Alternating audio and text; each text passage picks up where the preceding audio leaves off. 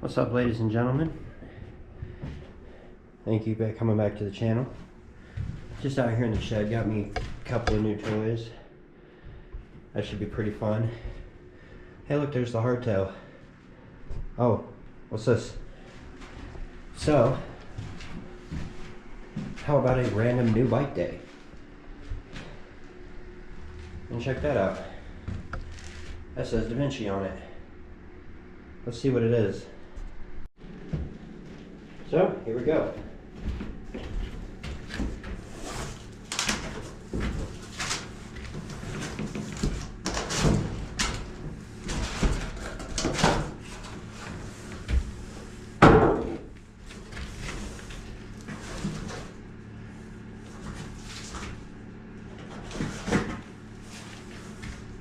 Seat and stuff.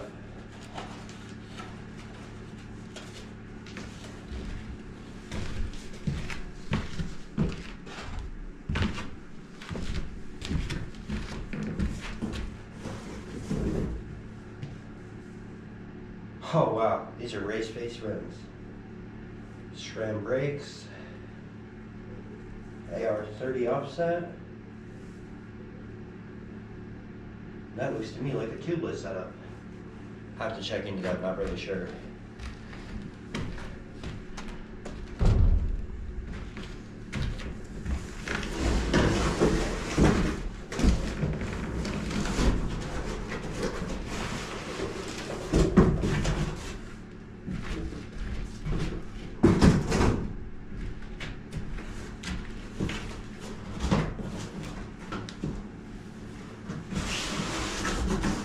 That's super cool. Looks like the drivetrain is already all set up. Like all the cables are routed. That looks pretty awesome. This color is amazing. I was actually not expecting this at all whatsoever. I figured it was going to be just black like the one I was looking at, but yeah, this is pretty intense. I do see cable housing here, so I do have to run the cable for the brake, the shifter, it looks like. Or that could even be the dropper, I'm not sure. Here we go, we got some more stuff in here. Fluid, reflectors, there's the shifter stuff. Cables.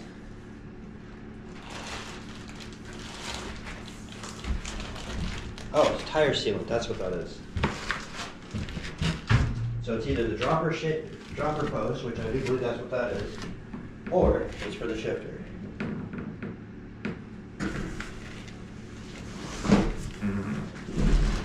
So I guess it's time to pick the bike up out of here, huh? Shock is installed, fork is installed. So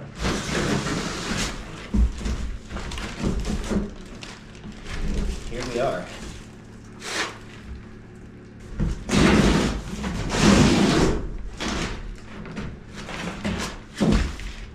And here it is. Doesn't look like much, does it? But check out that color. That color is amazing. So, this is the DaVinci chainsaw. Currently in the Enduro configuration. I was looking at DH bikes and I can convert this to a DH bike. It's a full 29er, 29 front, 29 rear. That'll be different for me. The stump jumper is a mullet setup, but if I flip this chip right here, I can put a 27.5 rear on it and run the mullet setup. No big deal. But yeah, this thing's pretty freaking awesome.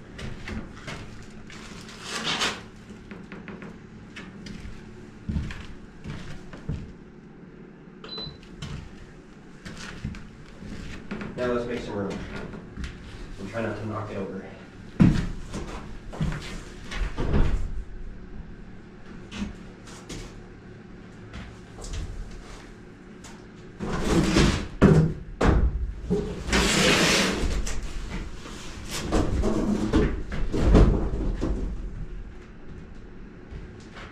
Okay, check that out, room.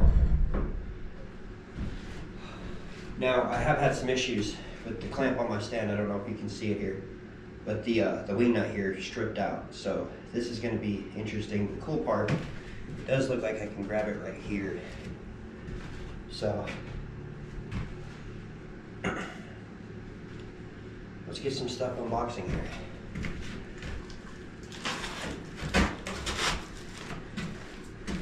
We'll come back once I get it all unwrapped. Okay, everybody, so yeah, this thing is dead. But there she is, all complete. There's some purple petals on it. I think that's giving me my cross color is gonna be the purple on this one.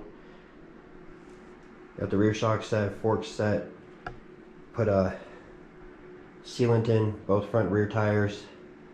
Got them all pumped up, ready to go. Bars on. Unfortunately, I accidentally pulled the dropper post cable so far that it's down there in the bottom of the down tube and I can't get it fished back up. So dropper post is in, it's just going to stay in the down position. Well, first rides are coming soon. Stay tuned and we'll see you next time. Hello boys and girls. This is about a week later.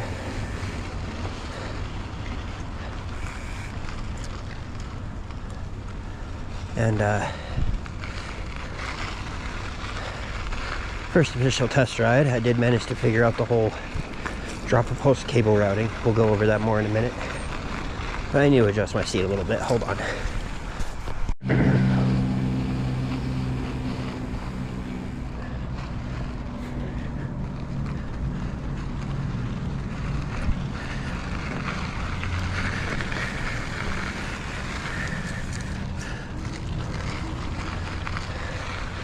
So, as I was saying, I ended up having to take out the crank and the bottom bracket.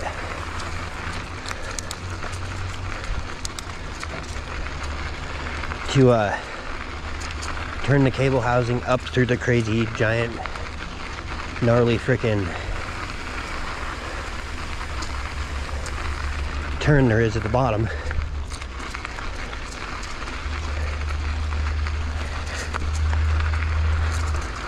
And I got it all done.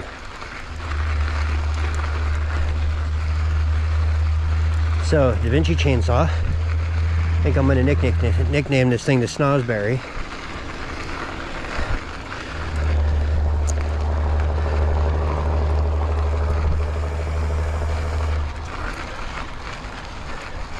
My other bike, the Stump Jumper, Stumpy.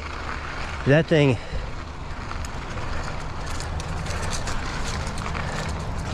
has a quiet rear hub, and I've got a couple of buddies that have like kind of loud. One in particular, his is holy crap loud. Wow, this tree's still here.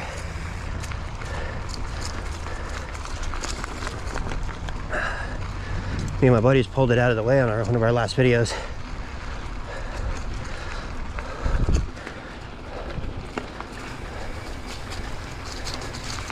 This hub, it's not very loud, but it's that really fast click. So it actually, I like the way it sounds.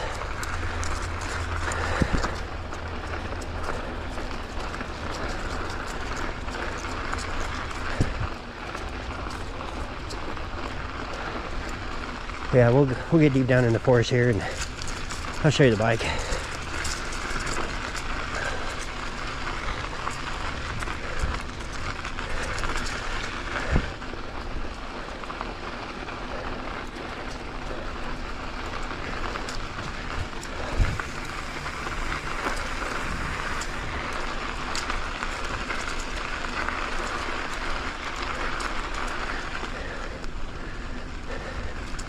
So that first loop, you guys have seen it a few times, but last time I rode this with my buddy,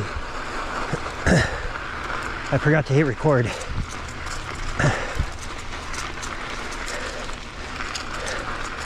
So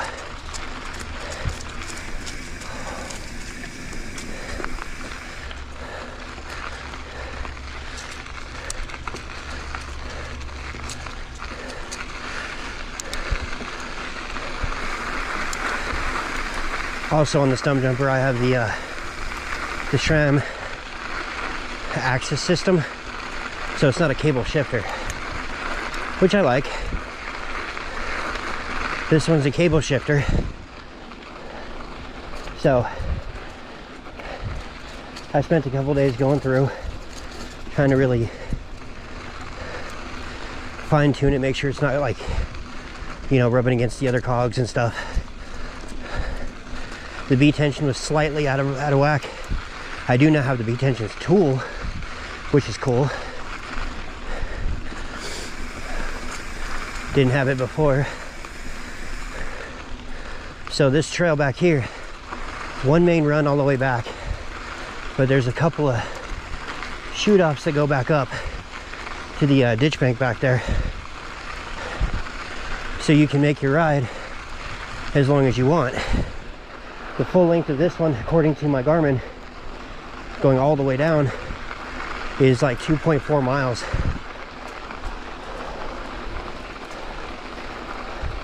Honestly, I haven't been on the bike in a couple of weeks.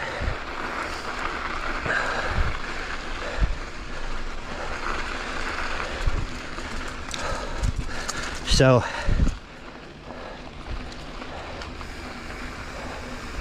I don't know how I'm feeling about doing a full, you know, 2.5 mile ride. That first initial loop, it's like a 1/4 mile. So you run that 4 times and there's a mile.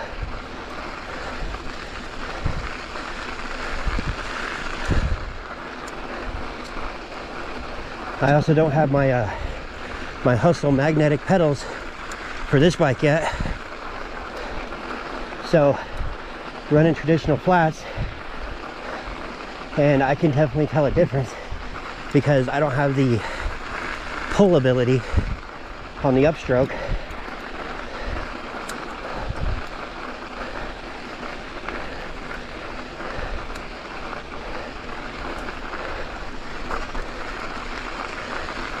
So it's all pushing and my legs are feeling it,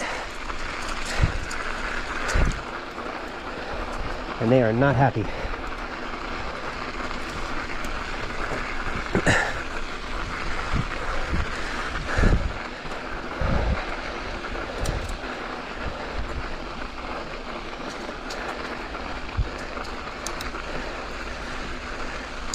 Easier gear doesn't really help much.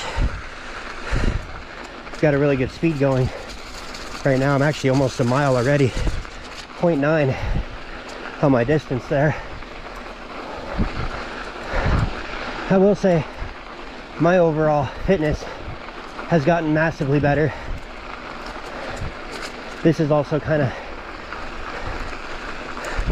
it's like almost 0.% downgrade. So it is technically easier to ride this direction.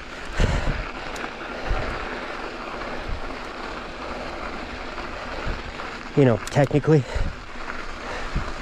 Now, this is about where I was gonna kind of chill for a sec here.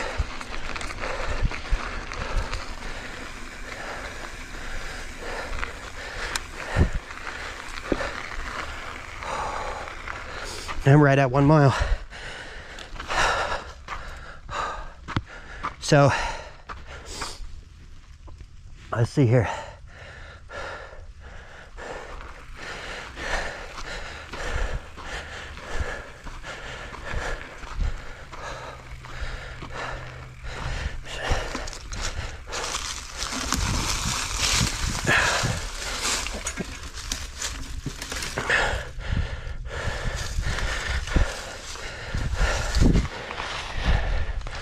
So there's the bike in all of its glory. As you can see, droppers down. I had to take the whole crank out, the whole bottom bracket. Running the tires about 30, 31, 32. 300 PSI in the rear shock. I believe I'm at 90 PSI in the front fork. This is the Enduro edition. Setup is Enduro, that's why it has a single crown fork. So, as I was saying, there's a bunch of shoot-offs to go to different places. This one right here in front of me, if you can see it, That goes back. It's a shortcut out. I'm probably going to take that. This one keeps going further in. This one, I have no clue where this goes. It's not on any maps. You can't really see it from, you know, the satellite view. I don't know anything about this one. I might check this out real quick. Be back in a second.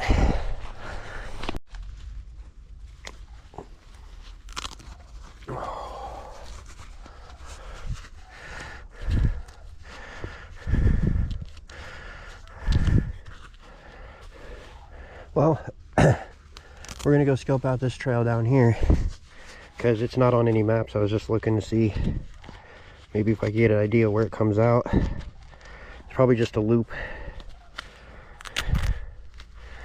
So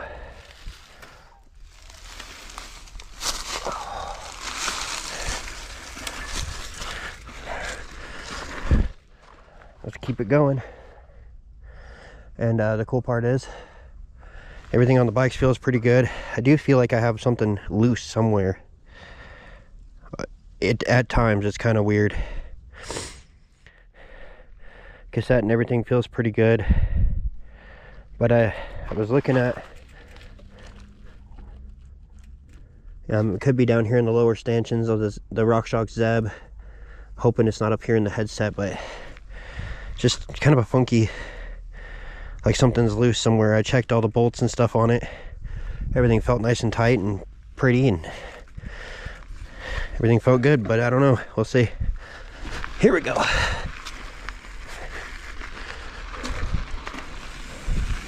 I did that seat adjustment earlier, and I probably overdid it a little bit.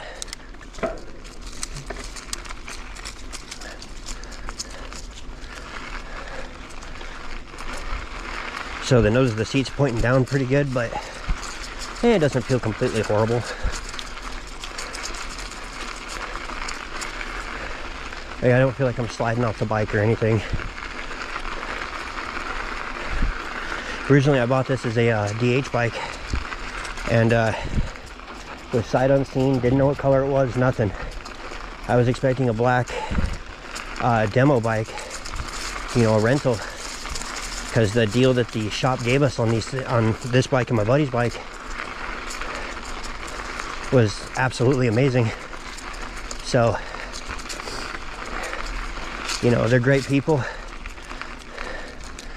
Prices don't have to be finalized. Any weird little questions I had, whatever, they didn't have any issues with it.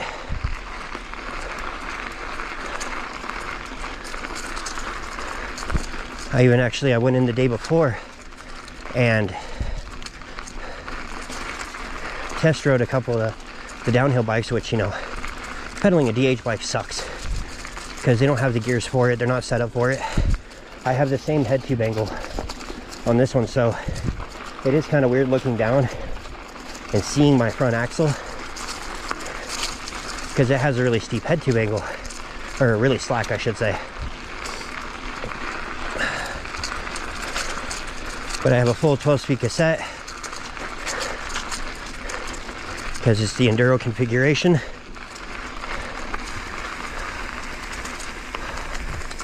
And steering is it's almost twitchy. It's kind of interesting. Yeah, like the steering is kind of twitchy. Okay. I kind of have a weird feeling that maybe when I rode this with my buddy last time, this was the route we took, but it might not be. I like the corners and stuff in it. I'm trying not to overdo myself. So, yeah, here we go. We're coming up to the next intersection. In fact, I can see the ditch up there.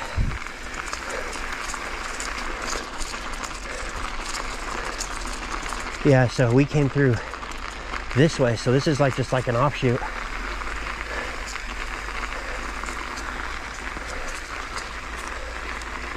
Yeah, I remember this.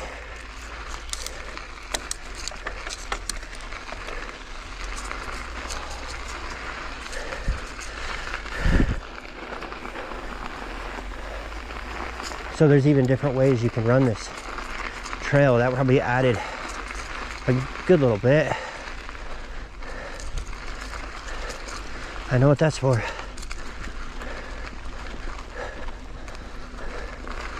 Had that situation a few times.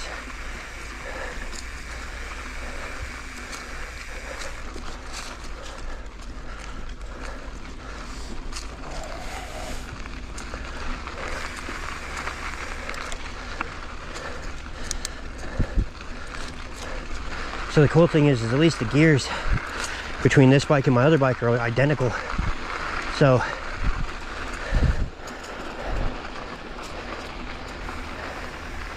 you know, the gear changes don't feel really drastic or different or anything.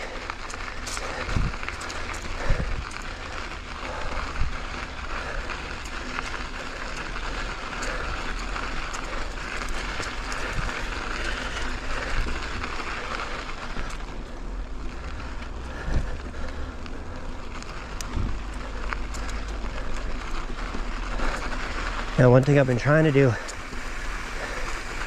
is get in touch with like New Mexico Mountain Bike Association, and I did run into one of the like key trail builders for most of the state. From what it sounds like, you know, he's good friends with like everybody, all the right people. So all this area down here is, you know, designated for this. I wouldn't say this is a specific riding trail. It's more of a you know, walk, hike. You can bike it. There's another trail back over there. I'm heading this way because I do believe this is the final cutout. Heading back to the main parking area. But there's so much room back here, so much things you can utilize. In fact, on this ride back, yeah, we're down here a ways. Now this is going to be 90% a climb back. It's just this ditch road. Ditch is down there to my right. Irrigation for farms and stuff.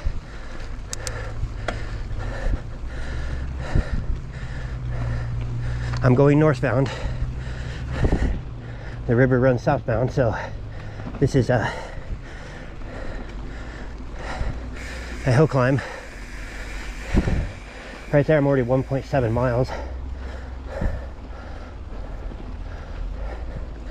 It's like there's something loose in the front end. I can tell that.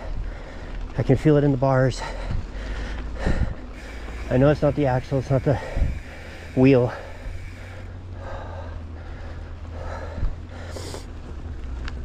I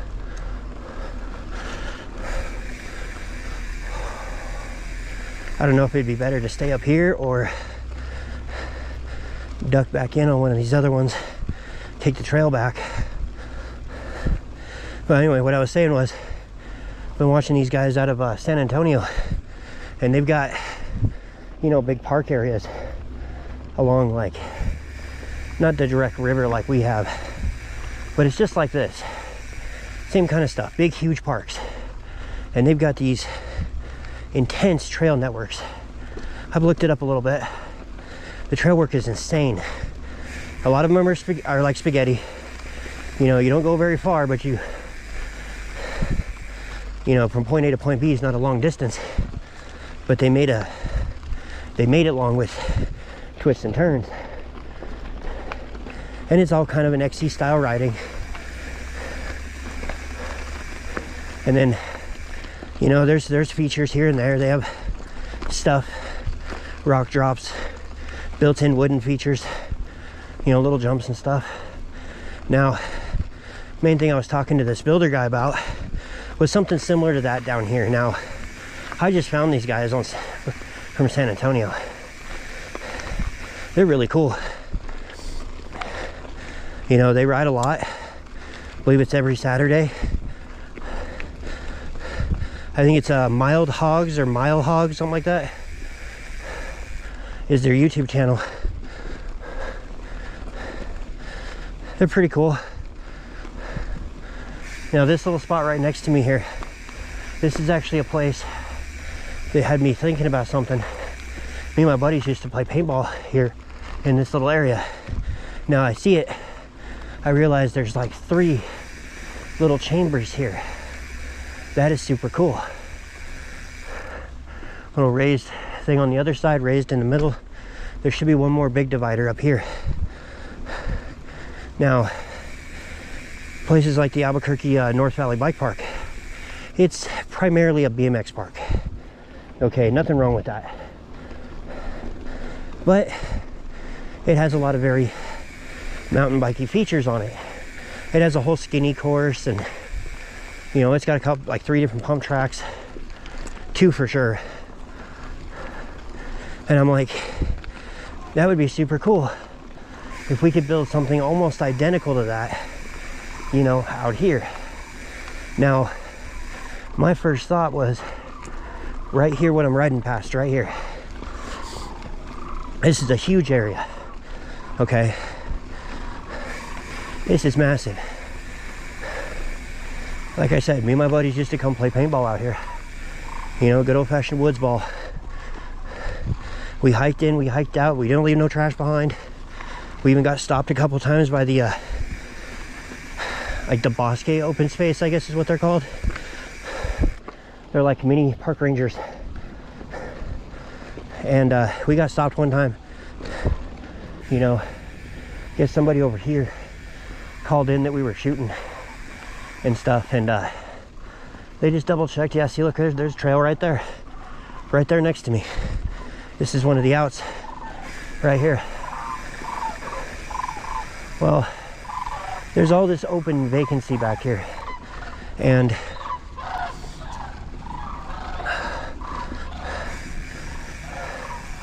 you know, I hear about all these places all over the country. You know, they get these super cool bike parks and stuff like that. Now, so no vehicles, no hunting, no on preserve. This whole area is like a wildlife preserve as well. I understand that. And, you know, we don't have to build this far down, but something similar to the Albuquerque Bike Park, that's in a relatively small area, and they packed a lot in it. Unfortunately, the way it's built uphill. All the downhill trails, or all the downhill jump lines, I should say, they're all built uphill. So it kills your speed, it robs the shit out of it. And, well, I'm pretty sure, because the open space guys, the mini rangers, they have an area up there right by the park. We ride in it a lot. It's for like ATV training and stuff for their new guys. You know, how to go over logs and stuff like that. It's a cool little spot. Probably have seen it on my videos a couple times. And it's like, well, they have that. What if we went just a little bit further south and used one of these, just one lot, one of these vacant areas, you know, build a bike park out here. You know, pump tracks, skinnies, maybe even trails instead of just jump lines, you know. The Albuquerque Bike Park is awesome. That North Bike Park, it's up off of Alameda and like 2nd Street, 4th Street. The place is super cool, but it's also kind of limited to what you can do. Now, you can go out there a lot, you can learn, but it'd be better if you had a 26-inch stump, you know, jump bike over a full suspension 29er. So, you know, that would probably be more beneficial. Unfortunately, I do have a hardtail. I rode it out here before. It's one of my first couple of videos. That's a full 29er hardtail. I don't know how it would do on those. For some reason, I just don't ever take it with me. It is a Walmart bike that's been upgraded. It desperately is in need of a drivetrain, at least the cassette and derailleur and stuff. It's got a good crank, good bottom bracket. I did all those already. I put a RockShox Recon fork on it. just so it was lighter and I had that air fork. It feels 1,000 times better. But the rear end drivetrain needs to be upgraded drastically. But yeah, this place is so vast. Just this little run, I'm sitting at 2.21 miles right here. So going down and coming back, you can probably see the traffic up there every once in a while. I'm not far from the parking lot. I think the big section I'd want to use for such bike park is actually up here a little bit further. Sorry, I'm taking a break. I'm fat. I'm out of shape. But that's why I'm out here, right?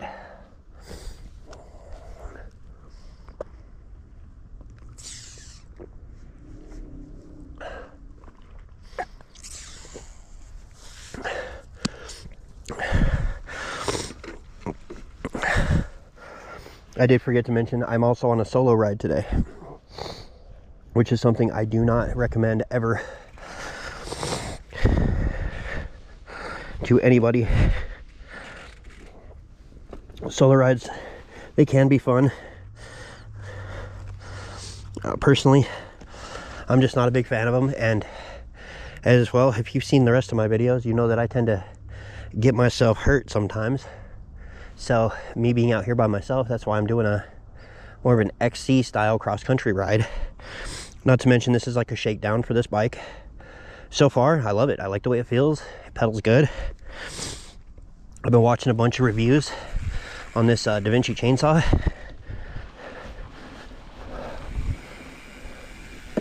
And it's kind of funny. The biggest thing that everybody comes down to is, for the price point, you get an amazing bike. Now, I haven't found any more recent reviews. The earliest one I found was 2023. And it was still a really good review. This bike scored extremely high. Overall, it scored super, super high. Now, I always keep in mind, these are people's personal opinions. You know, their personal takeaways of what they do when they ride. So, yes, I may have a little bit of a bias, because guess what? I own the same bike. I want this bike to be good. Biggest thing I've noticed, a lot of people say that in this configuration, with the high pivot and all that, that the single stanchion, for some reason, I don't know if it was an older bike or not, it was an older video, but this one guy was having all kinds of problems with the bar just kind of wanting to flop to the side. Now, I understand how caster works. Maybe it works different on a system like this for two wheels. Yeah, here's another out right here.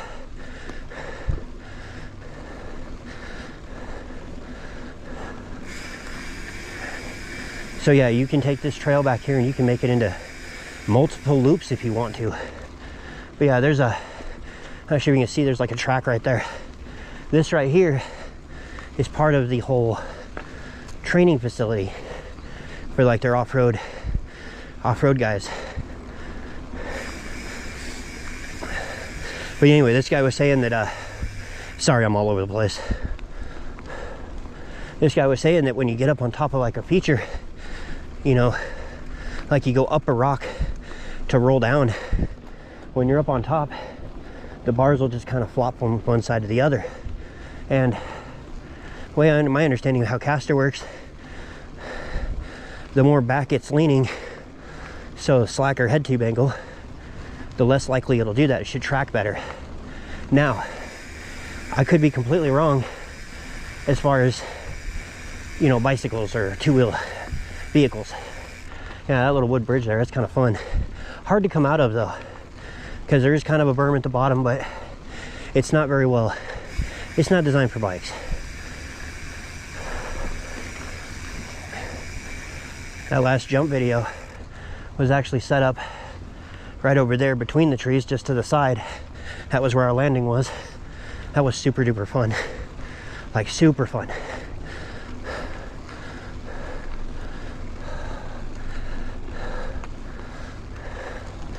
Okay, so this is gonna be interesting.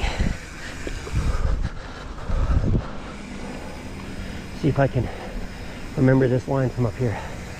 It is a little funky. Oh yeah, gotcha. Fucking sweet.